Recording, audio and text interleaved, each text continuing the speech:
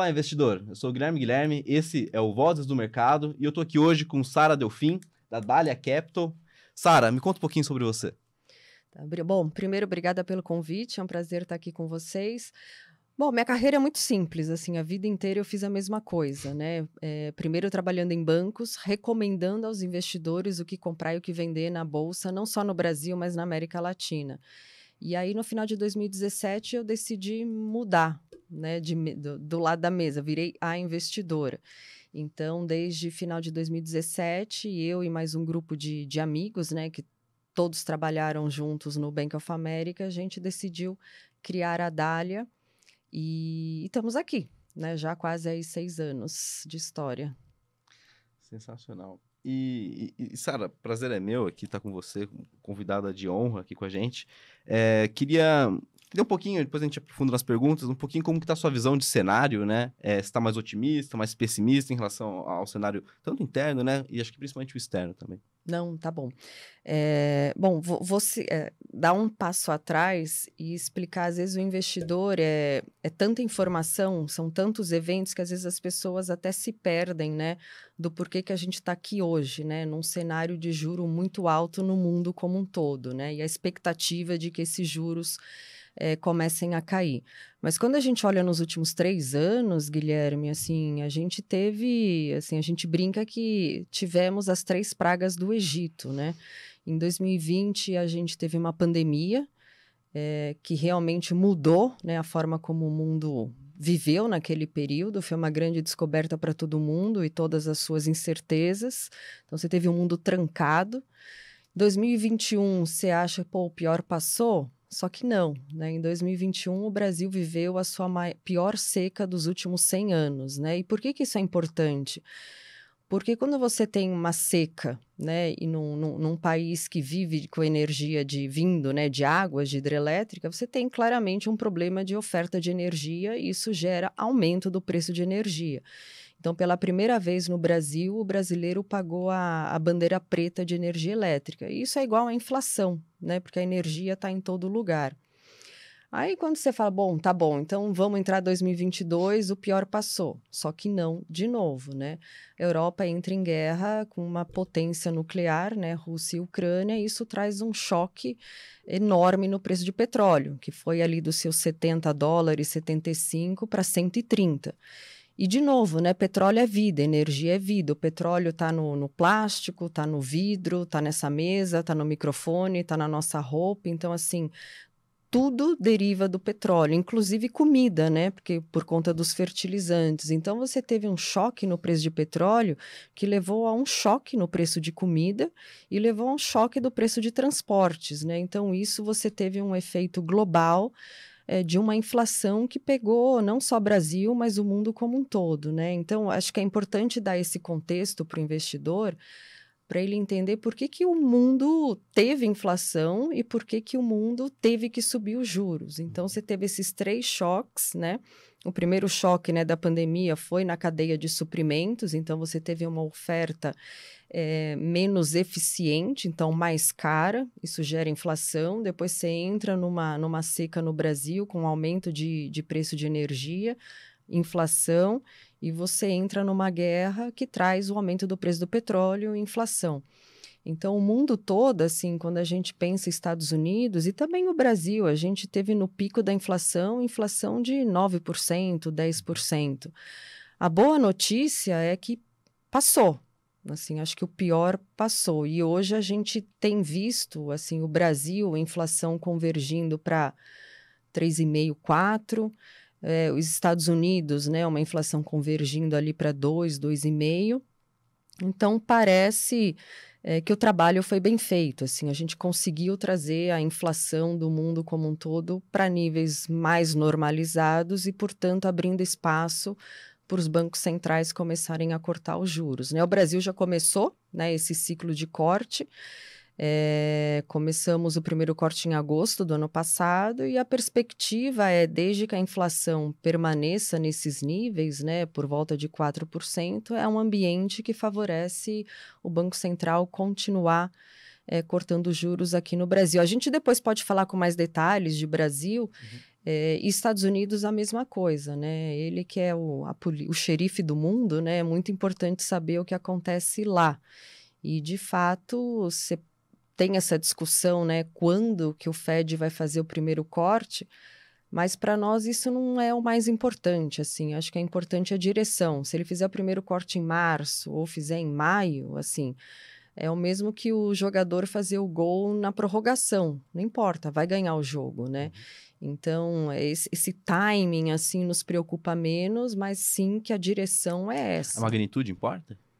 Do primeiro corte, Do ciclo. do corte como um todo, sim, a expectativa é que você vá, assim, hoje, né, os Estados Unidos com juro de 5,5 e uma inflação ali perto de 2,5, você está falando de um juro real perto de 3 na economia americana, assim, é muita coisa. Lembrando que ele ficou os últimos 15, 20 anos com um juro real de 0 ou até negativo. Então, acho que tem espaço para vários cortes. E a mesma coisa aqui no Brasil. O consenso para final de 24 é uma inflação de 4, assumindo aí que o juro real no Brasil deva ser 4,5 ou 5, vai que seja 5.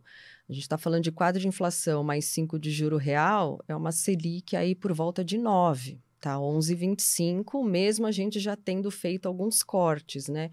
Então, acho que tem espaço para continuar caindo numa magnitude que eu acho que é importante, e importante principalmente pensando em ativos de risco, né? Porque normalmente quando isso acontece, né, os ativos de risco tendem a se valorizar.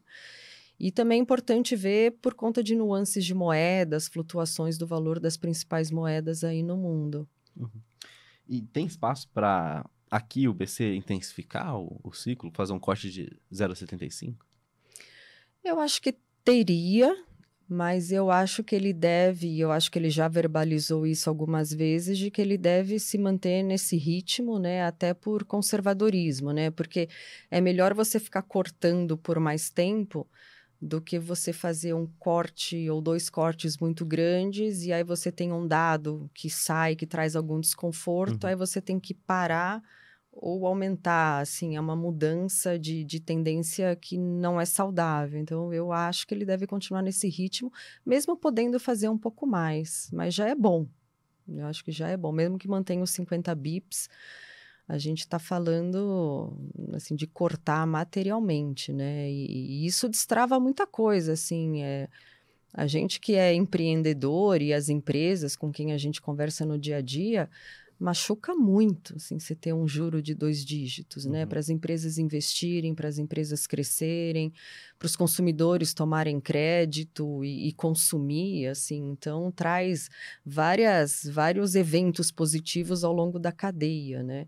Então, acho que mesmo nesse ritmo é muito saudável. E, Sara, esse fluxo que, de certa forma, é esperado, né?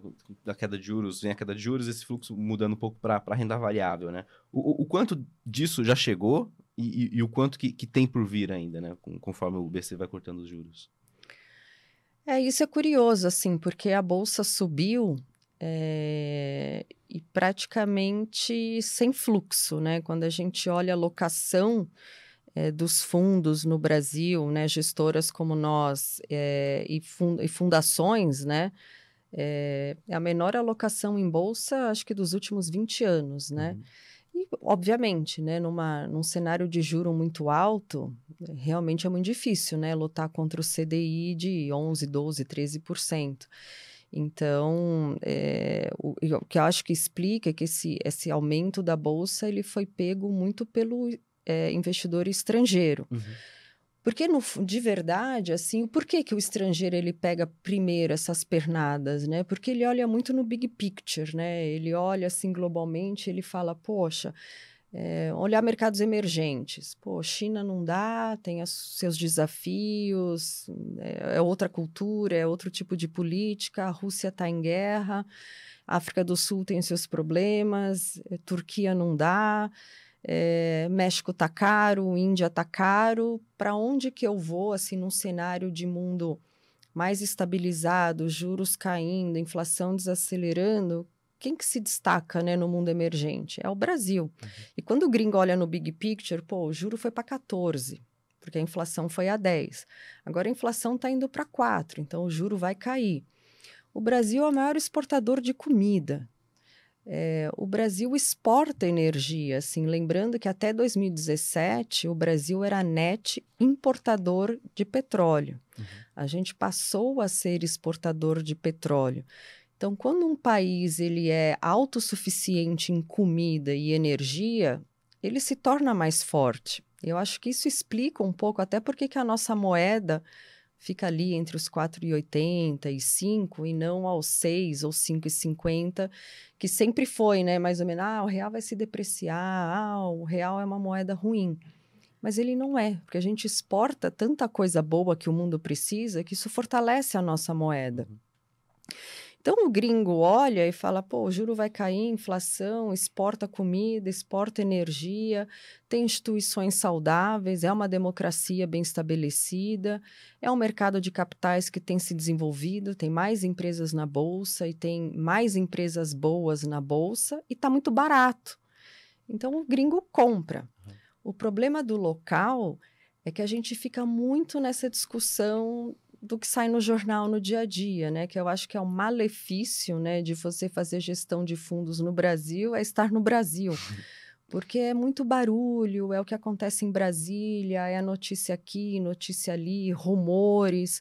Então, isso atrapalha, né? Eu acho que é por isso que o Brasil sacode muito, né? Tem muito barulho, muita fofoca. E o gringo, ele tá fora disso, né? Ele olha ali por cima o que está acontecendo no mundo e ele fala, poxa, se essa empresa é boa, ela vai ser boa nesse cenário, naquele cenário, pode sacudir um pouco, mas assim, a expectativa de médio e longo prazo é positiva. Então, eu fico confortável com essa posição que eu tenho.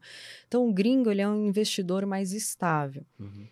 O que eu acho, né, que precisa para ter mais fluxo de dinheiro local é a gente ter, de fato, a queda de juros. Eu acho que tem um efeito psicológico no brasileiro que a Selic ou o CDI em 2 dígitos é mais ou menos 1% ao mês de rendimento. Então, enquanto ele tiver essa percepção, a tendência é que ele venha até para a Bolsa de uma forma até mais lenta. E, eventualmente, quando o CDI ficar em 1 dígito, seja 8, seja 9, de fato, essa percepção de 1% ao mês ela vai acabar. Então, talvez você comece a ter mais procura por ativos de risco, então, mais, né, aplicações, mais entradas nos fundos e a realocação, né, de carteira das grandes gestoras, e você começa a ter um fluxo que também seja de dinheiro local, não só o estrangeiro. Então, esse fluxo ele deve vir à medida que o CDI continuar caindo, à medida que as empresas forem reportando, né, resultados melhores, porque, de fato, a inflação cedeu, o juro está caindo, as empresas estão mais eficientes. Então, essa combinação pode fazer com que o fluxo volte, o otimismo, né, volte de forma mais real. E Sara, de se pensar que pode ter um rally, talvez, na Bolsa, quando essa Selic cair abaixo de 10, eu estava fazendo uns rabiscos aqui, são 4 reuniões, assim, o BC seguindo esse ritmo, para chegar em 9,75 no caso. Ou quando isso acontecer, talvez o dinheiro que estava ali, a oportunidade, já foi embora, assim, já subiu e quem pegou, pegou, e quem não pegou, provavelmente vai pagar o pato ali. É interessante porque quando você olha historicamente, né, o Brasil ele tem vários voos de galinha, né? Assim, o juro sobe muito, depois cai muito, sobe muito, cai muito, são ciclos, né? Até de curto prazo. Então, quando você olha historicamente, a bolsa não sobe quando você termina o ciclo de corte, né? Ou quando você está perto de acabar. O mercado, a gente estuda isso 24 horas por dia, 7 dias na semana. Então, a gente antecipa. Se eu sei que a Selic no final do ano vai estar 8 ou 9, eu vou me posicionar para esse cenário, né? O meu trabalho não é prever o presente ou ficar amarrada no passado. Eu tenho que olhar o futuro. E o futuro me diz que você tende a ter uma convergência da Selic ou do Fed também nos Estados Unidos para níveis razoáveis de juros, né? E foi um pouco do que nos fez mudar a cabeça até... Nossa, o tempo voou, né? Eu vou falar maio do ano passado, mas maio do ano passado parece que foi ontem, né? Mas já tem muito tempo. Em maio do ano passado, a gente já estava com essa cabeça, Guilherme, justamente antecipando. Uhum. As pessoas estavam muito na discussão do fiscal do Brasil ou dos Estados Unidos, quando que vai parar de subir, quando ele vai fazer, enfim, toda aquela discussão. E o que a gente estava estudando e vendo era que ali para julho, estava em maio, em julho, o IPCA aqui no Brasil estaria convergindo para 3,5, e a inflação nos Estados Unidos estaria indo para 3. Então você fala, poxa, as pessoas estão discutindo um negócio meio que, assim, na real, assim, as coisas estão indo para aquela direção. Maio do ano passado, vendo julho para agora, julho desse Vem do ano. julho do ano Julho do passado ano mesmo. passado mesmo. Tanto que o nosso primeiro corte aqui no Brasil foi agosto do ano passado, né? Eu falei 21? Não, 22. Maio de 22. 23. Do ano 23. passado, 23. Nossa, a gente tá em 24. Maio de 23. Então, mais ou menos ali, maio de 2023. Então, a gente estava vendo que em julho, tanto a inflação dos Estados Unidos quanto a inflação no Brasil estaria convergindo ali para os seus 3%, que é um ambiente bom. E aí, tanto que o primeiro corte do BC aqui foi em agosto. Então, ele viu aquela inflação junho, julho, ele esperou ali mais um tempo, acomodou, aí ele fez o primeiro corte. Então, assim, de novo, quando a gente tiver efetivamente com o CDI, a Selic a 8 ou 9, a Bolsa já vai ter subido. Então, é importante, assim, se antecipar, porque o mercado se antecipa a esses grandes movimentos, né? Obviamente, não é linear, olha, então o juro vai cair todo mês, ou sei lá. E então, todo mês a bolsa vai subir? Toda semana a bolsa vai subir? Não necessariamente, né? Você tem ali eventos de curto prazo, notícias de curto prazo que fazem o mercado sacudir. Então, você tende a ter períodos de volatilidade, mas, de novo, a gente como gestor, a gente tem que olhar a tendência, né? Olhar aonde que a gente vê toda essa conjuntura macro daqui a um ano e como eu me posiciono para isso. Se você vê no curto prazo, poxa, vai ter alguns eventos, algumas correções técnicas, vão ter ali algumas coisas que podem sair, então você pega e diminui um pouco, né, as posições que você tem, aí passou. Aí você vai lá e aumenta as posições que você tem. Você vai, né, calibrando ali o tamanho do risco que você quer frente a esses eventos de curto prazo, né? Mas a gente já faz uma seleção dos ativos que a gente quer ter, olhando para aquele cenário que a gente estuda e tenta prever ali para dali a 1, 2 anos. E Sara, essa questão dos juros, né? Você comentou aqui, quando tiver ali abaixo de 10, provavelmente uma boa parte já vai ter sido precificada, né? Qual talvez sejam os fatores que podem contribuir para além do juro com a Bolsa Brasileira? Olha, eu acho que, obviamente, né, tem aqui o nosso quintal de casa, né? Então, se a gente tiver, né, nesse cenário doméstico, né, de inflação controlada, os juros caindo, o que também tem que acontecer é você ver as empresas com perspectiva de lucros melhores, né? Porque o investidor procura crescimento. Então, as empresas que tendem a ter um crescimento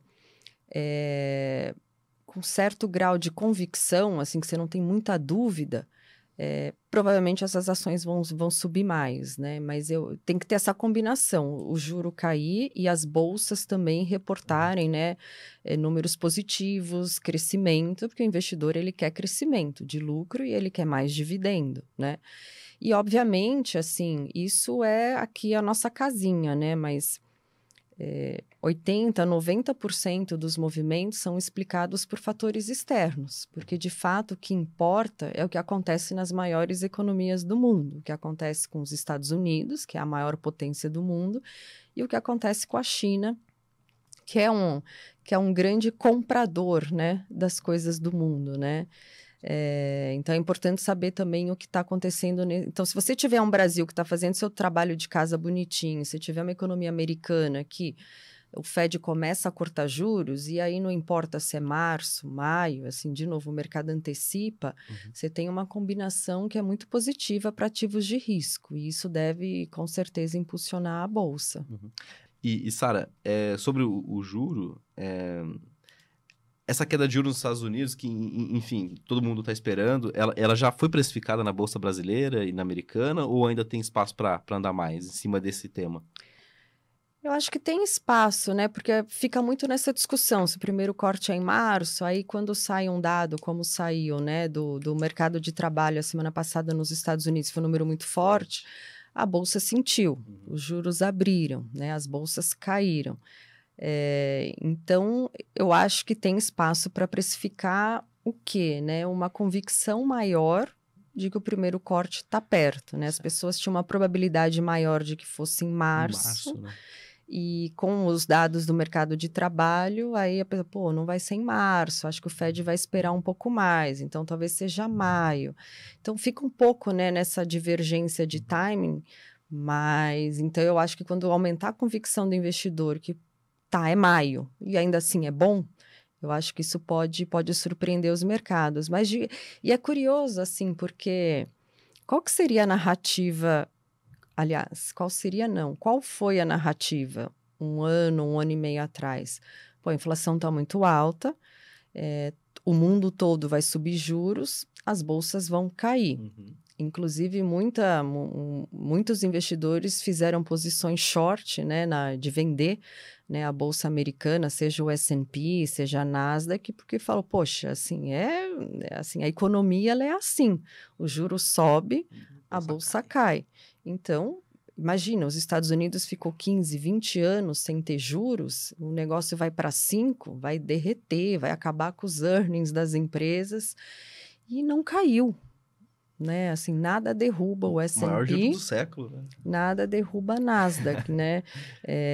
Assim, e quando você olha essa safra que está saindo agora, né, de resultados, e as maiores empresas do S&P e Nasdaq, né, que chamam das Mag 7, né, que são as 7 grandes empresas de tecnologia, assim, o resultado surpreendeu brutalmente, né? E subiu, assim, com o juro a 5%, né? Então, isso é um trabalho que a gente faz que nem tudo é tão simples, mas também nem tudo é tão complexo, né? Se você vê o conjunto de boas empresas, de empresas que estão sendo disruptivas, de empresas que estão crescendo, mesmo com juro alto, elas se salvam, né? E o porquê, assim, a gente até pergunta isso até para o Brasil, né? Você vê, pô, mas com toda essa crise, juro a quase 15%, inflação alta, sem crédito, como é que a empresa A, B, C, D conseguiu crescer? Né? Tem alguns casos que dobraram, né, o lucro de um ano para o outro. Porque são empresas que, por suas próprias características, elas se destacam nesses ciclos ou de economia fraca ou de juro alto. São empresas que têm os melhores talentos, têm empresas que têm muito dinheiro para investir em tecnologia, em logística, em inteligência artificial. Então, são empresas que devagarzinho elas vão comendo os competidores, né? Porque o pequeno e médio, assim, é muito difícil competir, ainda mais num cenário de juro alto e PIB desacelerando. E às vezes você fala, não, mas nesse cenário é impossível essa empresa crescer. Não, mas vai crescer. Porque o pequeno ali, ele está encolhendo, ele está morrendo, e essa empresa ganha mercado em cima. E assim, tudo mais constante, Guilherme, uma coisa que a gente acredita é que a tecnologia ela é deflacionária. Claro, se tem um choque de petróleo, você vai ter inflação. Você vai ter um choque de oferta de grãos, por exemplo, quebras de safra, coisas assim. Você pode ter um pico do preço dos grãos, isso pode momentaneamente trazer uma inflação, assim, mas tudo mais constante, num cenário normalizado de economia, assim, a tecnologia ela é deflacionária, né? Você precisa de menos pessoas para fazer coisas, você precisa de menos equipamentos para fazer coisas. Desenvolvem materiais que são mais leves, mais baratos, que consomem menos energia para serem produzidos. Isso é uma coisa que as pessoas deveriam parar para pensar até no seu dia a dia, assim. Em 2021, eu fui ao dentista, só um exemplo, assim, para as pessoas entenderem. Para colocar o Invisalign, né, o aparelho lá que é invisível. E o orçamento, sei lá, era quase 13 mil reais. Eu falei, não, depois de velha, né? Vou consertar os dentes, 13 mil reais? Não, tá fora de cogitação. Hoje, assim, no mesmo dentista, o mesmo aparelho, é por volta de 9 mil reais. Assim, o que que aconteceu, né? A Invisalign, ela quer ganhar menos dinheiro, assim, tá dando desconto. Não, é assim, é a tecnologia trazendo mais produtividade, mais eficiência. Então, o cara consegue ter um custo de produção menor, ele consegue vender mais barato. E aí ele vai aumentando o volume. Agora, a minha propensão a fazer, né, o tal do aparelho, ela aumenta, e aí do outro, e do outro, e do outro. Então, é importante, assim, a gente ver essas tecnologias como um impulsionador mesmo de mais produtividade, menor custo, né, nas coisas, e um processo realmente que tende a ser deflacionário, né? Então, é muito difícil lutar contra os Estados Unidos, é muito difícil lutar contra essas 7 grandes empresas. E desde então a gente sempre gostou de Estados Unidos e a gente tem gostado mais, assim, realmente é incrível. E depois a gente até pode entrar em mais detalhes, assim, mais um pouco antes da pandemia, final de 2019, a gente estava com esse questionamento, né? O que que faz os Estados Unidos, ou o que fez os Estados Unidos se tornar a maior economia do mundo, né? É sorte, né? O que que acontece lá que tudo é tão eficiente? Por que que lá tem as melhores universidades do mundo? E a gente chamou um professor de história, né, especializado em história americana, para tentar entender, né, quais são as características daquele país que faz com que ele seja tão eficiente e cresça tanto, né? E vire uma grande potência e que é muito difícil, né? Tirar essa cadeira dos Estados Unidos.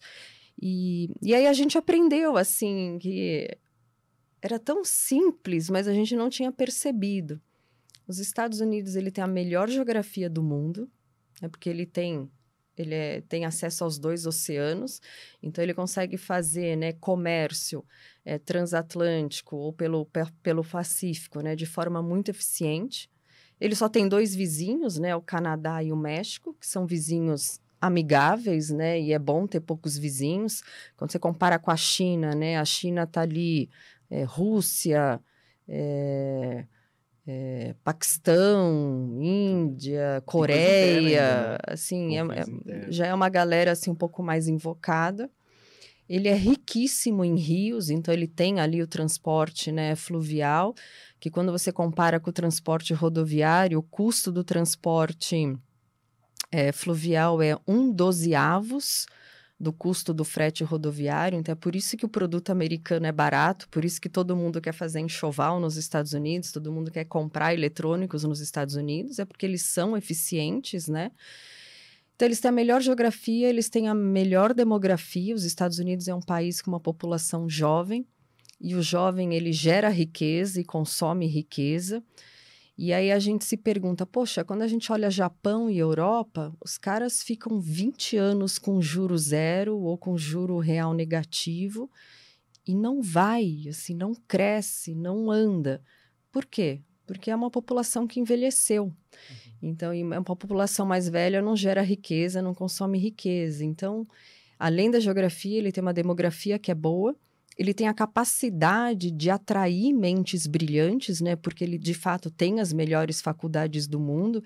Então, o Elon Musk, que é sul-africano, foi estudar e ficou nos Estados Unidos. Agora eu esqueci o nome dele, mas o russo, que fundou a Google, né? Foi estudar nos Estados Unidos e ficou. O chinês que inventou o Zoom na época da pandemia foi estudar nos Estados Unidos e ficou. E assim, eu não conheço ninguém que queira fazer mestrado em Pequim, mas eu conheço muita gente que quer fazer mestrado, doutorado nos Estados Unidos. Então, assim, essa capacidade de atrair esses talentos e até de atrair uma mão de obra menos qualificada, que é a mão de obra da América Latina, principalmente dos mexicanos, assim, as pessoas vão trabalhar lá e põem lá a sua energia e trabalham até morrer, né? Então, e Além disso, você tem tecnologia, assim, ele é um país pioneiro em tecnologia. Para a gente conseguir, não o Brasil, assim, mas eu digo o mundo, né? De tentar fazer esse catch-up, né? De chegar na tecnologia que essas grandes empresas americanas têm, não só tempo, né? Demanda muito dinheiro. Então a gente falou, caramba, é muito difícil ir contra isso. Ele é melhor do que qualquer país no mundo. Quando um país é melhor do que todo o resto, o que que acontece? Né? Sua moeda fica mais forte. O dólar é uma moeda muito boa, né? Principalmente contra uma cesta de moedas de economias mais frágeis. Então, desde lá, quando a gente aprendeu dessas características, a gente vem, assim, sempre carregando, né? Dólar e bolsa americana, uma hora uma posição maior, uma hora uma posição menor. Mas, assim, é muito difícil lutar contra os Estados Unidos, é muito difícil ficar short em bolsa americana, assim, é... Então, mas eu nem sei se eu respondi a sua pergunta sobre... Se já tinha sido precificado. Se já tinha sido precificada, assim. Então, você tem as empresas surpreendendo em earnings, né, colocando, né, reportando resultados e dividendos mais fortes do que o esperado. Então, você tende a ter uma revisão de earnings. Quando isso acontece, as ações se valorizam. E apesar de todo esse choque de juros nos Estados Unidos, a economia permanece muito forte, né? Então, é uma economia que vai continuar crescendo. Então, enquanto houver crescimento, acho que os investimentos tendem a performar bem. Sabe, é possível esse ano, com taxa de juros caindo lá, a gente, enfim, já foram bons resultados esse do quarto trimestre, ter um crescimento de lucro nesse ano e expansão de múltiplos, assim... Lá fora, lá você nos diz? Estados Unidos? Eu acho que sim, porque, de novo, né, mesmo num cenário de juro no maior nível da história dos últimos 20 anos nos Estados Unidos, essas grandes empresas, elas continuaram crescendo seus lucros, né, mais até do que o mercado esperava. Que são empresas que têm balanço muito forte também, né?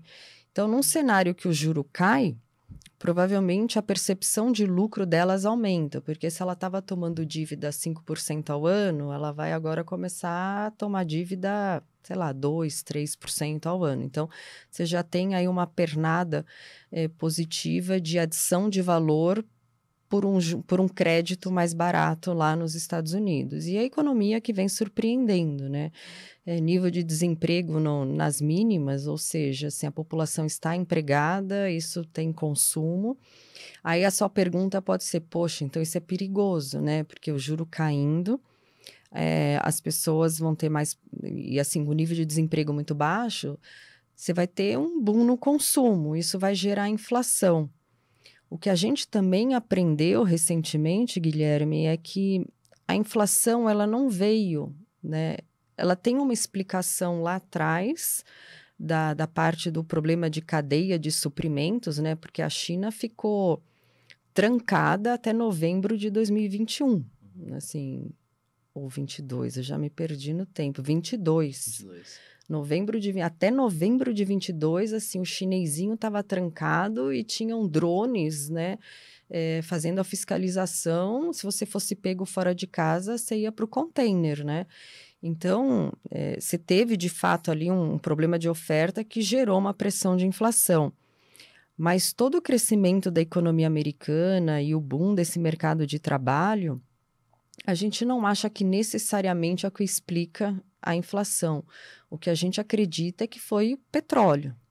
Assim, você estava ali antes da guerra, você tinha um processo já de desinflação, você estava vendo, né, uma inflexão nas taxas de inflação nos Estados Unidos, porque já estava normalizando, né, essa questão de suprimento. Vem a guerra ali em fevereiro de 22, você tem esse choque do petróleo. E assim, no dia seguinte você começa a ver de volta o repique de inflação.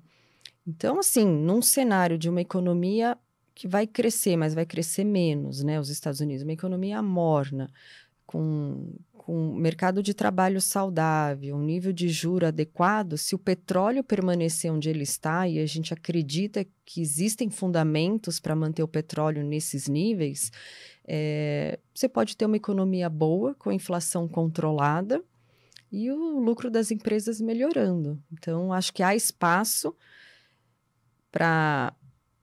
Porque se você diz, né, poxa, essa empresa ela tem que valer 15 vezes o seu lucro.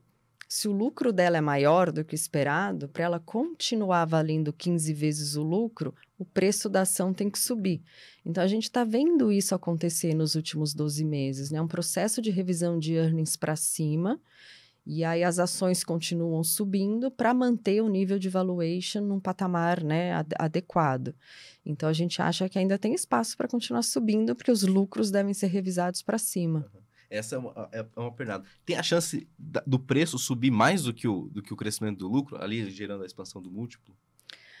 Sim, se você tiver, né, setor ou a empresa que estruturalmente, né, você acredita que não é momentâneo, né, esse crescimento de lucro, ele é um lucro que ele é sustentável, sim, aí a empresa ela merece ser, o que a gente fala que é re-rating, né, ela ser reavaliada. Então, olha, historicamente, ela valia 15 vezes o seu lucro, porque historicamente ela crescia 10% ao ano. Se agora o novo ritmo de crescimento dela deve ser consistente em 15% ou 20% de crescimento, então essa empresa ela tem que valer mais. E aí você tem esse aumento da percepção, né, de que o múltiplo que ela tem que negociar é um múltiplo maior. Então, sim, você pode ter expansão de múltiplo também, se você começar a ver, pô, consistentemente essa empresa está crescendo mais do que crescia no passado. Então, não faz sentido ela valer o que ela valia no passado. Aí, naturalmente, você tem uma reavaliação. E, Sara, é possível essa nova tecnologia, né, inteligência artificial, gerar talvez uma onda de crescimento nas empresas que têm talvez essa tecnologia como uma das suas partes principais do negócio, talvez Microsoft, né, vendo Meta, essas empresas, mas também outras empresas que fazem uso dessa tecnologia como uma ferramenta para alcançar seus objetivos também. É possível que essa nova tecnologia gere uma nova onda de crescimento das empresas, do mundo mesmo? Eu acredito que sim, e o porquê, né? Quando você tem, hoje o que é mais valioso, segundo as próprias empresas, dados, assim, dados sobre o Guilherme, dados sobre a vida da Sara, eles têm um valor muito alto hoje. E isso tudo tende a ser mais explorado com inteligência artificial. Saber os meus hábitos de consumo, saber, poxa, todo mês ela compra, sei lá, um tênis de corrida. Pô, significa que ela corre muito, né? Sei lá, maratonista. Então, essas empresas, com essa leitura, vai falar, pô, eu vou começar no Instagram, por exemplo, a oferecer, né, publicidade, vou atacar a Sara falando de maratona, falando de corridas, falando de tênis, de barras de proteína, ou seja, tudo mais vinculado ao esporte, porque todo mês ela consome alguma coisa sobre esporte. Ou percebem que o Guilherme, sei lá, todo mês vai a Belo Horizonte.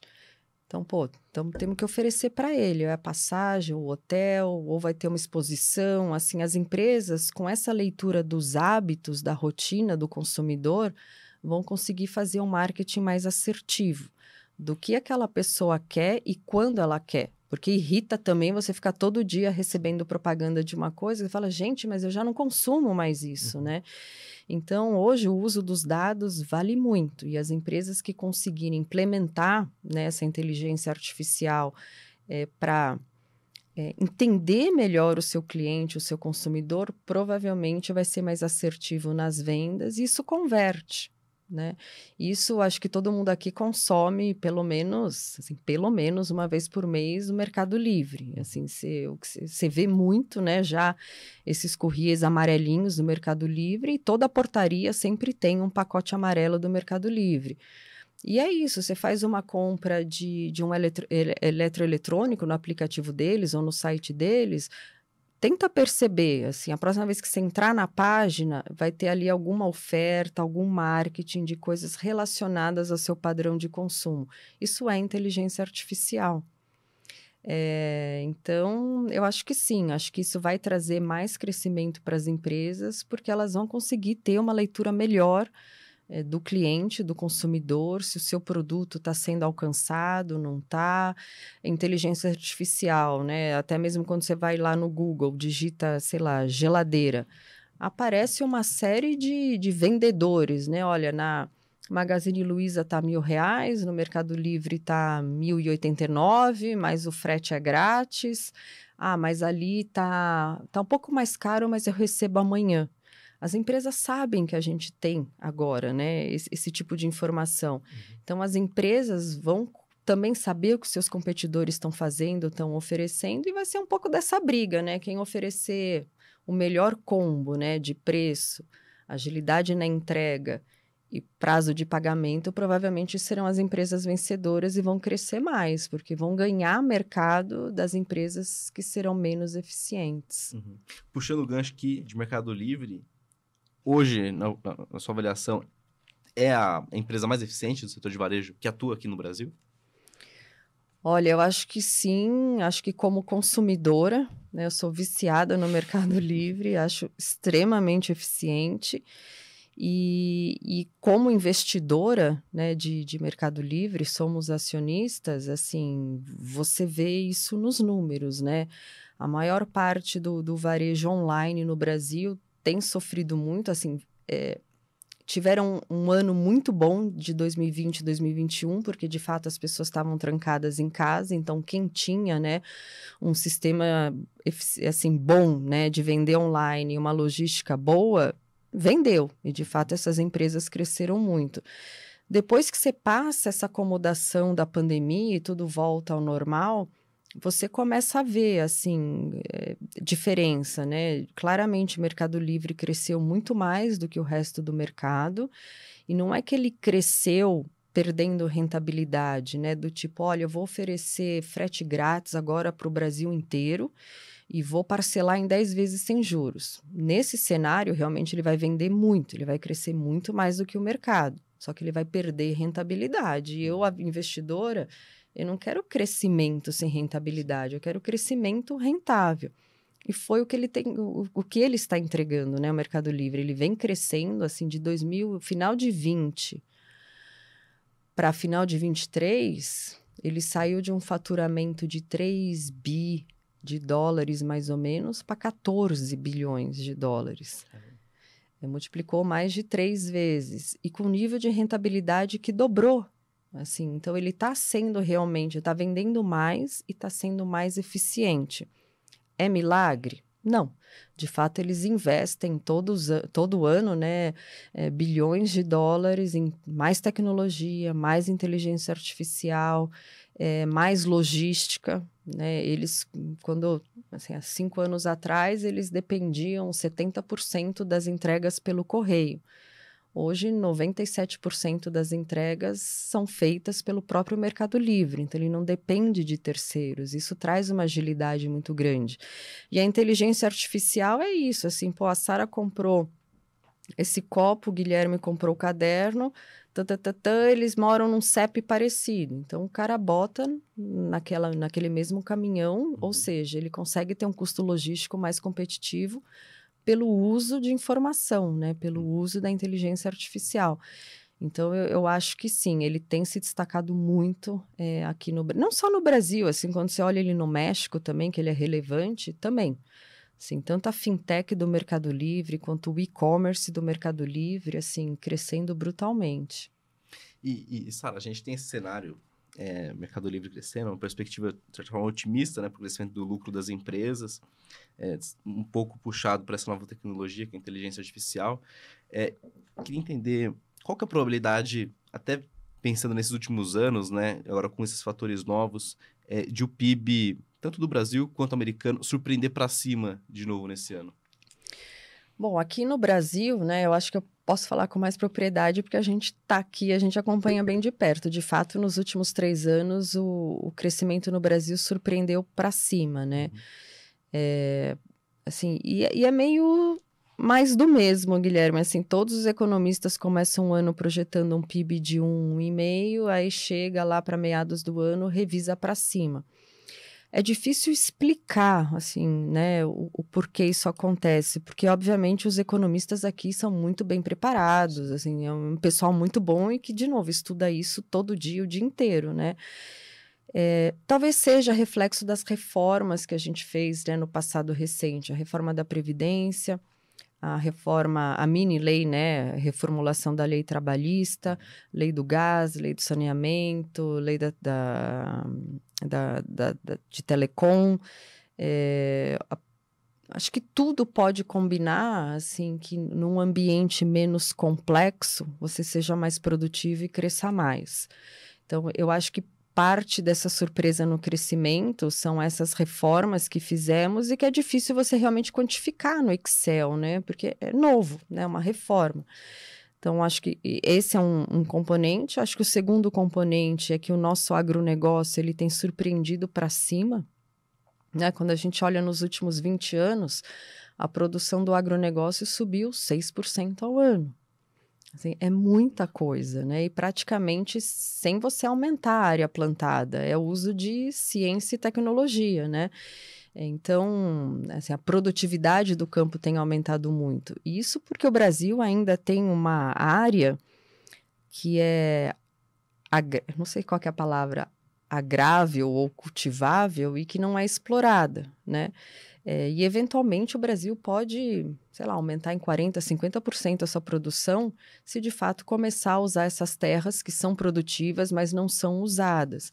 Então, o Brasil, assim, hoje ele já tem esse desafio, né, de alimentar 7 bilhões de pessoas no mundo. A gente é o maior exportador de soja, milho, açúcar, carne suína, carne bovina, carne de frango, algodão, café, açúcar, e a gente ainda pode plantar mais, né? Então, assim, acho que nessa parte do agro e de mundo, né, a gente tende a ter uma balança comercial que é muito favorecida por isso, né? E é o que a gente tem visto. Ano passado, a balança comercial fechou com superávit de quase 100 bilhões de dólares, né?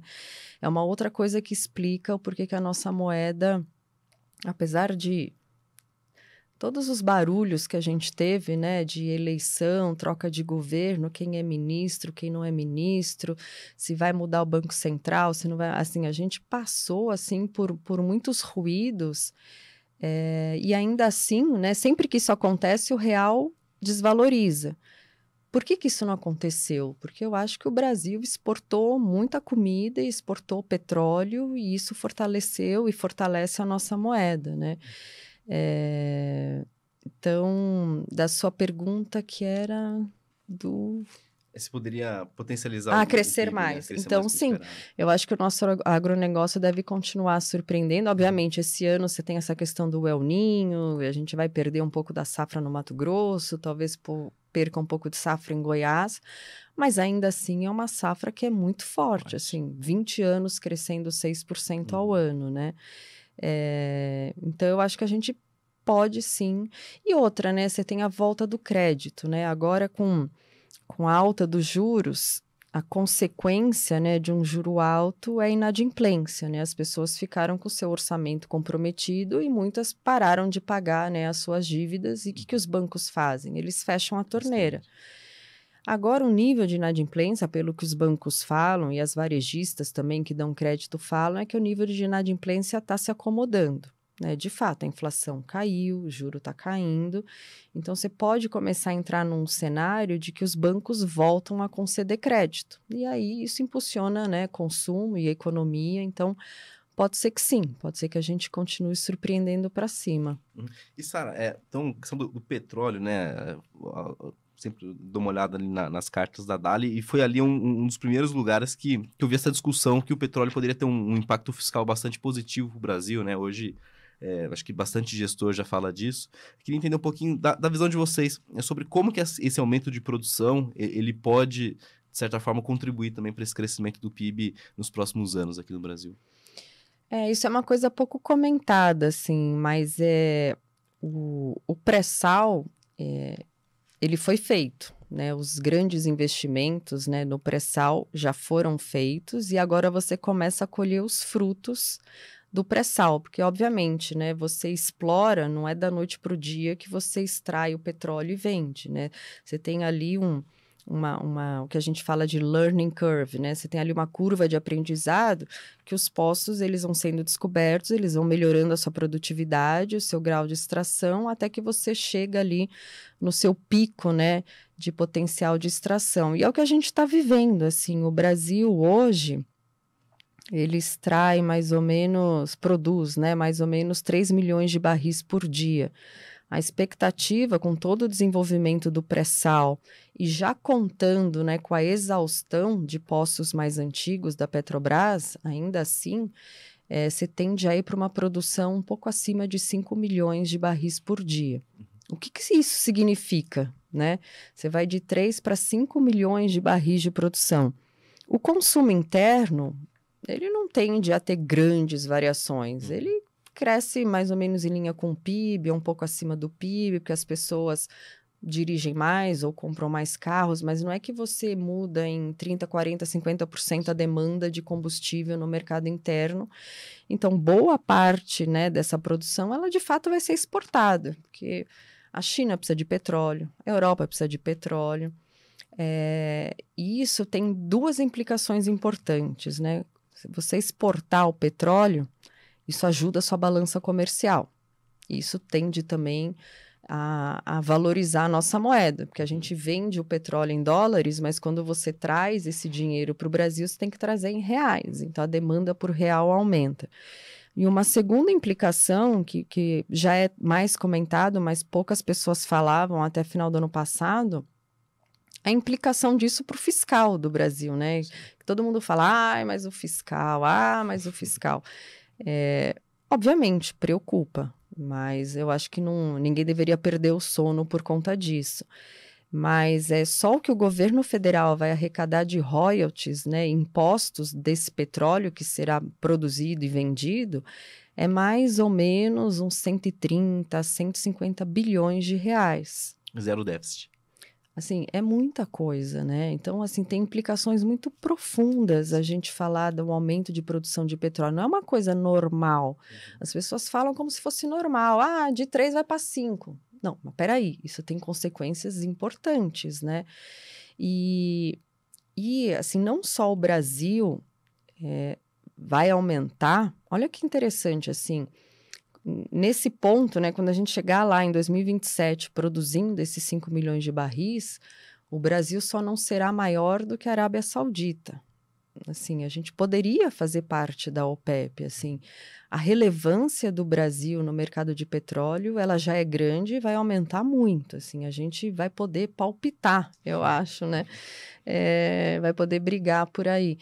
Você tem o Brasil produzindo mais e você tem os Estados Unidos produzindo mais, né? Petróleo. Os Estados Unidos se tornou independente em 2020. Ele também era net importador. Hoje ele é net exportador. Tem o shale, que eles também estão lá bombando. Então, quando você pensa assim, o mundo vai continuar crescendo seus 2%, 3% ao ano, vai. E você vai ter um aumento massivo de energia, de petróleo, assim, eu acho que é baixista para preço de petróleo. Então, se você está com esse cenário que, a médio, longo prazo, né, você tem a principal commodity do mundo, né, com uma pressão baixista, o Brasil exportando, a nossa moeda mais valorizada, a inflação equacionada, porque o petróleo baixo ajuda a inflação a ficar baixa, a tecnologia ajuda a inflação a ficar baixa, a gente pode ir para um cenário de juros normalizados por um período bom de tempo, né? Então, acho que essa combinação é importante, né, para quem faz gestão de ativos de risco, né? A gente vê um cenário que é muito benigno. Óbvio, eu não estou querendo dizer aqui, é importante o investidor entender, que não significa que isso é linear, que as coisas vão acontecer de maneira suave. Não, no meio do caminho tem riscos, tem imprevistos. A gente nunca imaginou uma pandemia, a gente nunca imaginou no século XXI você ter uma guerra entre Rússia e Ucrânia. Então, assim, esses imprevistos, eles aparecem. Então, a gente tem que estar posicionado, mas a gente tem que ter essa agilidade no dia a dia de ir calibrando as coisas à medida que os eventos vão acontecendo. Mas olhando à frente, a gente acha que é um cenário como um todo muito benigno. E Sara, nessa última carta que vocês soltaram, se não me engano, há 2 dias atrás, o tema principal é o excesso de energia, né? E como que isso afeta, enfim, o preço. Queria uma palhinha de como que isso talvez possa ajudar também o crescimento, né? O preço baixo de energia pode ajudar o crescimento e impacto em empresas do setor de energia, se isso é negativo para elas. Bom, vamos lá. Acho que um pouco disso que eu falei, né? Estados Unidos produzindo mais petróleo, Brasil produzindo mais petróleo, e ao mesmo tempo você tem o mundo investindo em energias renováveis, você tende a ter uma abundância de energia. E até deixar claro aqui que eu não defendo o petróleo, assim, mas eu acho que tem que ser uma transição suave. Uhum. E o porquê que isso é importante? Que eu acho que o petróleo ele tem uma função social também. A gente viu isso, assim, petróleo alto é inflação alta. Quem mais sofre com inflação alta é a classe mais humilde da população. E para combater essa inflação, os bancos centrais aumentam os juros, né? Quem mais sofre com isso? Também é a classe média e a classe mais humilde. Então, o petróleo tem essa função social, não dá para desligar o petróleo e falar, não, a partir de amanhã viveremos só de vento e sol. Infelizmente, não dá. Então, é importante você ter essa abundância de petróleo nos próximos anos, que você cria um ambiente favorável de inflação e juros e que ajuda, então, né, a classe média e a classe mais humilde do mundo inteiro. E, ao mesmo tempo, você vai fazendo investimentos nessas novas energias, seja solar, seja eólica, nuclear, enfim. O homem a ciência, né? Ela sempre dá nó no ser humano, né? Sempre vem com uma coisa nova. Então, você tende a ter um cenário, Guilherme, acho que de abundância de energia, e acho que isso se traduz nisso, assim, um nível de preço de energia mais baixo, o que é bom para todo mundo, né? Foi um pouco disso que a gente quis explorar, assim, qual é o benefício, né, de você ter uma abundância energética no mundo. Você dá tempo para as novas formas de energia crescerem e ganhar escala, massa, né? Assim, não dá para você construir um parque eólico e um parque solar enorme a ponto de substituir o petróleo ou a hidrelétrica, enfim, até porque são energias intermitentes, né? Se você fica aí uma semana sem sol, uma semana sem vento, não dá para viver sem energia. Então, você tem que ter um equilíbrio, né, entre as formas de energia a ponto de evitar a intermitência do sistema, né? Uhum. E para o setor, isso tem algum efeito também? Olha, as pessoas perguntam, mas petróleo mais barato é ruim, né? Não necessariamente, porque as empresas vão ganhar em volume e o Brasil tem um custo de produção que é baixo, que é competitivo, né? Então, ainda num cenário que o petróleo fique aí nesses $70, mais ou menos, que poderia ser 50, poderia, mas o 70 é bom, né? Estabilidade é bom, né? Então, assumindo nesse cenário de preço de petróleo a 70, com toda a curva de aumento de produção e um custo de produção que é relativamente baixo a outras regiões, dá para as empresas aqui continuarem rentáveis, sim. É um bom investimento. Petrobras, empresas como até as juniors, né? Ali a PetroRio, Recôncavo, faz sentido para você? Assim, no big picture, assim, o setor é bom. Aí você tem que olhar depois, caso a caso, no micro, né? Em que parte do ciclo cada uma dessas empresas estão. Essa empresa está aqui investindo muito, então ela está consumindo muito caixa ou está se endividando. Isso Petrobras está uma boa tese de investimento? Não, Petrobras é uma empresa que vem gerando muito caixa, assim. Eu lembro em 2016 que eu estava, né, na área de pesquisa do Bank of America, a discussão ali era quando que a Petrobras e a Vale iam quebrar. Assim, você olha para hoje, 8 anos depois, fala, gente, a Vale e a Petro estão gerando caixa. A Petro está pagando bilhões em dividendos para o acionista, né? Então, mudou o patamar dessas empresas? Por várias razões, né? Mais eficiência, mais tecnologia, um custo de produção menor. Você teve mudanças de governo ao longo do tempo que tornaram também as empresas mais eficientes. Então, uma série de elementos micro, né, característica de cada empresa, que a torna melhor ou melhor que outras em determinados momentos, né? Então, não é porque o petróleo é bom que o investidor deve comprar qualquer empresa de petróleo. As empresas, ela tem estágios de vida que são diferentes. Tem uma que já fez os seus investimentos e agora só está colhendo os frutos. Tem empresas que estão investindo pesado, né, para realmente explorar mais petróleo.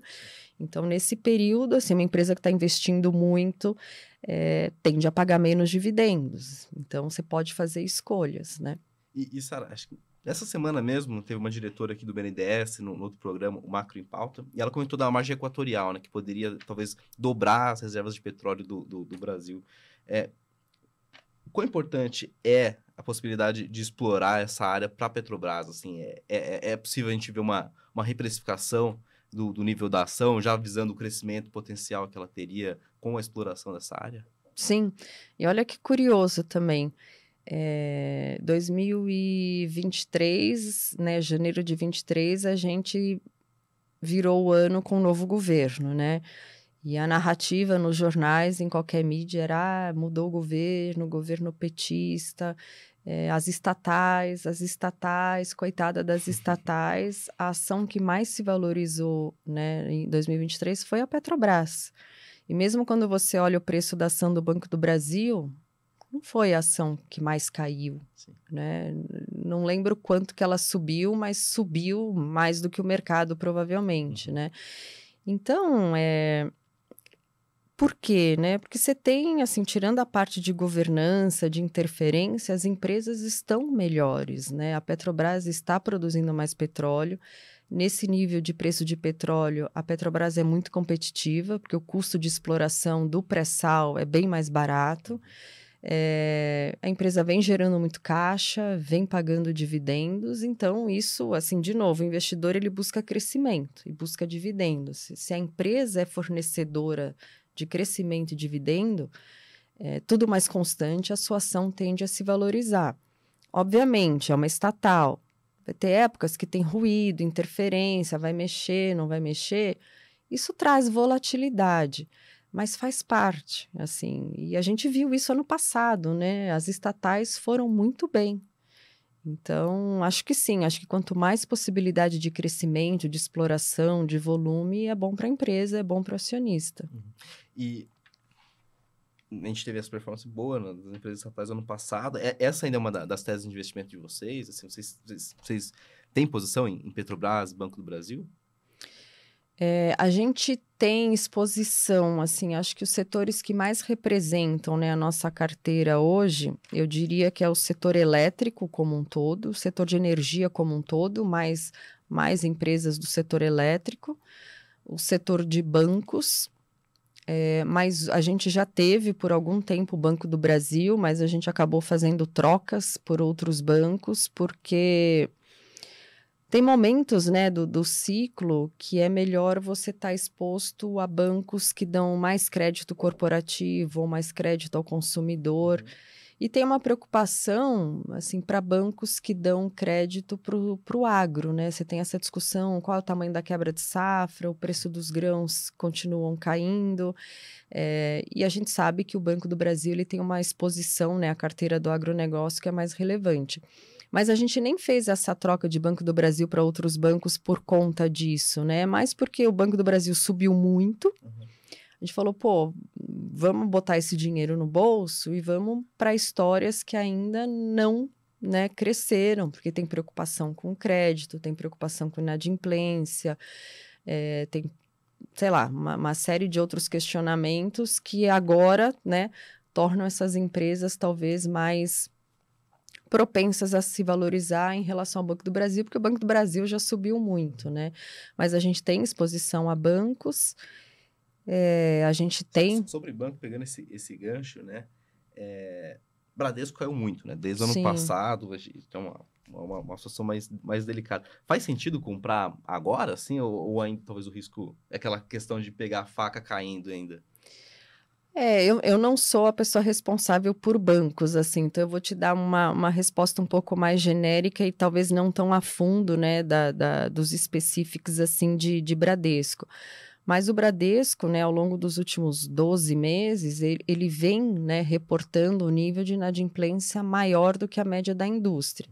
Talvez pelo seu perfil de crédito, ou pelo perfil do cliente, consumidor, ou pelo perfil da empresa, né, para quem ele dá esse crédito, talvez sejam empresas mais ligadas à economia real, assim, empresas menores, e que sentem muito quando o CDI vai de 2 para 15, né? Então, ele vem colocando, né, nível de inadimplência mais alta e surpreendeu. Então, isso que fez com que, acho que foi ontem, enfim, essa semana que ele reportou os resultados e trouxe um nível, né, de provisão de inadimplência maior. Os outros bancos também têm tido esse mesmo problema de inadimplência, mas um nível um pouco mais controlado que não chega a afetar materialmente o resultado das empresas, né? Então, é difícil dizer se é hora de comprar, porque a gente não consegue ter essa visibilidade se esse foi o pior trimestre, né, o quarto tri que eles divulgaram, ou se ainda nesse primeiro trimestre de 24 você pode ter um nível de inadimplência ainda alto. Então, a gente prefere esperar, ter um pouco mais de convicção para fazer isso, assim, é ter um pouco mais de transparência, visibilidade de quando que seria esse ponto de inflexão, assim, o pior passou na inadimplência. Mas está no radar, não? Tá, assim, tá tudo no radar, às vezes a gente não descansa um minuto. Uhum. E que mais que tá? Setor elétrico, exposição bancos, né? E que mais que tem posição grande na carteira em termos de setor? Acho que Brasil, assim, Brasil deve ser, sei lá, uns 45, 50% vai da nossa carteira empresas no Brasil, né? E aí muito representadas pelo setor elétrico, bancos e algumas empresas de consumo, mas não é exatamente um consumo, e depois eu posso até explicar um pouco. E a gente tem bolsa dos Estados Unidos, assim, é um dos ativos que a gente mais gosta, né? E principalmente Nasdaq, né? Empresas de tecnologia. E a gente tem também, né, uma posição ali de dólar contra uma cesta de moedas de economias mais frágeis, né? Porque se os Estados Unidos vai crescer mais do que a maior parte dos países, você está tendo um movimento, né, desde que aconteceu a pandemia e todo esse problema na ruptura, né, na cadeia de produção. Muitas empresas aprenderam, poxa, eu não posso ter toda a minha base produtiva em Taiwan ou na China ou, sei lá, na África do Sul. Eu preciso ter fornecedores mais perto de mim. Então, você está tendo uma onda de investimentos nos Estados Unidos, né, em base produtiva e no México também. Então, assim, a gente acha que o dólar é melhor do que essa cesta de moedas, né, de economias mais frágeis ou que crescem menos, Por exemplo, né? qual moeda? Assim? É uma cesta, assim, Guilherme, mas tem um pouco contra a moeda da China, né? China tem grandes desafios aí, que a gente até pode discutir Sim. depois, mas tem desafio demográfico, tem desafio de que, sei lá, mais de 20% da população masculina entre 18 e 24 anos estão desempregados. Você tem uma crise, né, do setor imobiliário. Então, assim, é difícil. E você está vendo isso, né? O Xi, ele vem estimulando, dando estímulo, e a economia reage de forma muito lenta, assim. Então, e dito que eles precisam de tudo que a gente vende, assim, eles são importadores, né?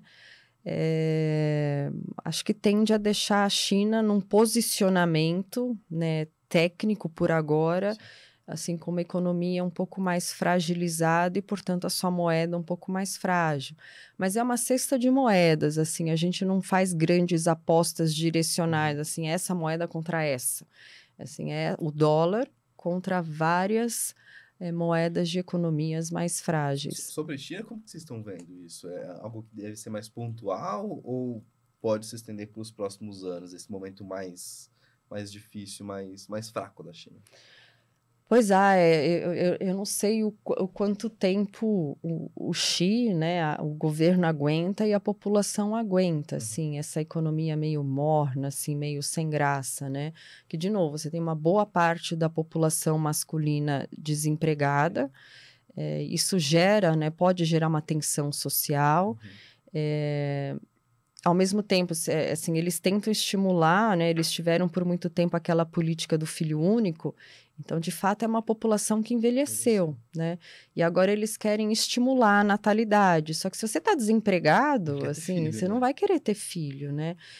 Se o preço dos imóveis está muito alto, você fala, pô, eu não vou crescer minha família, porque eu tenho que mudar para uma casa maior. Essa casa maior está muito cara. Então, você vê, né, esse arrefecimento do mercado imobiliário chinês. Então, eu acho que é uma provocação que o governo chinês deve fazer todos os dias, assim, eu tô no mato sem cachorro, assim, eu não posso deixar a minha população desempregada, eu não posso deixar a minha população envelhecer, eu preciso, né, melhorar a demografia, eu preciso estimular. Então, eu acho que ele está dando doses de estímulos e testando. Então, ele está vendo que o paciente precisa de mais remédio, ele vai dando mais. Mas eu acho que a tendência é melhorar. Eu acho difícil piorar essa situação na China. E se a China melhorar, para mercados emergentes é muito bom, né? Porque, de novo, a gente exporta comida, exporta energia, uma série de coisas para lá. Então, isso ajuda muito, né? Países exportadores como o Brasil. Então, eu acho que, assim, vai depender muito do que ele quer, né? Porque, de fato, tudo depende da caneta, né? De um único homem. Então, se ele falar, ó, chega de economia morna, vamos acelerar aqui e estimular de verdade. Então, eu acho que tende a melhorar e não piorar. Legal. E é curioso, assim, porque você vê que essa China meio morna e o setor imobiliário lá meio fraco, ainda assim o preço de minério bateu recordes, né? Assim, então, mesmo uma China meio morna, ainda assim é uma China boa, né? Legal. E Sara, perspectiva de China melhorando, você falou um pouquinho, né, do dólar, já que aqui no Brasil o real tende a se fortalecer, né? Mas eu queria entender o quanto, talvez, que a gente pode ver esse real se fortalecer, assim. A gente deve ver o preço da moeda abaixo de R$ 5 aqui, em relação ao dólar, relação ao real? Assim, é difícil cravar um número, Pode né, voltar. Guilherme? Mas, assim, quando você vê os componentes, né, que afetam a moeda, poderia ter o argumento, o juro vai cair, quer dizer, como o juro subiu muito, o dinheiro, como é que fala aquela palavra? Esqueci. Mas o dinheiro que quer ganho fácil, né? O Carry dinheiro. trade? Não. Do carry trade, assim, o gringo vem, o brasileiro vai para renda fixa no Brasil que fala, nossa, assim, o juro está muito alto, então, obviamente, o dinheiro que vem para o Brasil para se aproveitar de um juro muito alto, isso faz com que o real se valorize. Aí a narrativa é, mas agora que os juros vai cair, a moeda vai se depreciar. O que eu acho que as pessoas estão entendendo, e é o que o Focus, né, mostra ali, a maioria dos economistas, dos grandes bancos, eles estão com uma expectativa de um real para final de ano ali entre 4,80 e 5. Isso era 5,20 e 5,30, né, há uns 6 meses atrás, um ano atrás. Então, de fato, as pessoas vieram percebendo que o juro explica parte do componente, de fato, um juro mais baixo, você tira o incentivo do dinheiro vir para a renda fixa no Brasil, isso poderia desvalorizar a nossa moeda. Mas a nossa balança comercial é o contraponto, né?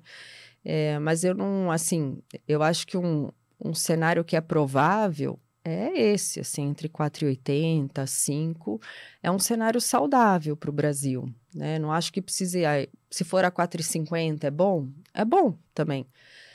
A gente importa menos inflação, né? Porque a gente importa coisas. Então, com uma moeda mais forte, você tende a criar menos pressão de inflação. Mas, por outro lado, o exportador ganha menos. Então, acho que tem que ter um equilíbrio. Acho que esses 4,80, 5 é um nível que é bom para todo mundo.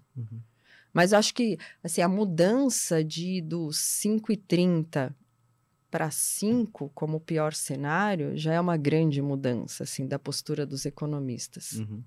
Hoje tá um pouquinho acima ainda, né, do que tá no Focus. Tá uns 4,90 e pouquinho. Hoje tá 4,95 por aí, Deve mais ou cair ainda, né, menos. até o fim do ano. Assim, ele estava, algum tempo atrás, ele estava nos 4,86. Aí, mas o Fed agora não é mais março, é junho. Aí a moeda, né, as moedas do mundo como um todo se mexem. Aí a gente se deprecia porque o dólar fica mais forte, né? Uma leitura de juros mais altos por mais tempo nos Estados Unidos é um dólar forte. Então, você tem, assim, essas variações explicadas por esses movimentos de curto prazo, mas eu acho que a tendência é a gente ficar aí nessa estabilidade perto dos 5. De certa forma, funciona de hedge também, essa posição comprada em dólar, né?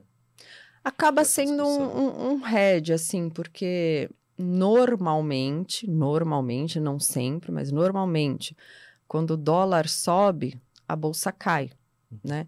Então, se acontece alguma coisa que a gente não está esperando e que a nossa carteira de Bolsa Brasil sofra, essa posição de dólar nos protege. E a Bolsa Americana que a gente tem também não tem nada a ver com o Brasil, assim, se amanhã o governo acorda e fala, agora eu vou taxar entregas do e-commerce, as ações de varejo vão cair, a Bolsa vai cair. Não tem nada a ver lá com o mercado americano. Então, a gente gosta de ter essa diversificação, porque a gente acredita que esses ativos vão se valorizar, mas muitas vezes esses ativos nos protegem, né? Ajudam a gente a se defender. O real tem alguma ponta comprada ou vendida? Não. Não, tá neutro mesmo. Legal. Sara, acho que as perguntas que eu tinha eram nessa linha mesmo. Tem algum ponto que gostaria de comentar? Aprofundar mais? A gente falou, acho que dos grandes temas, né? A gente explorou tecnologia, explorou Estados Unidos, falamos um pouco de China, falamos do cenário de Brasil. Acho que no todo a gente cobriu tudo, assim. Mas você pode me convidar de novo, se a gente esqueceu alguma coisa. Já fica o convite aqui, daqui uns 6 meses, para ter um cenário novo também. Não, legal. Sara, obrigado. Obrigada a vocês pelo convite. Então a gente fica por aqui com Vozes do Mercado e até mais.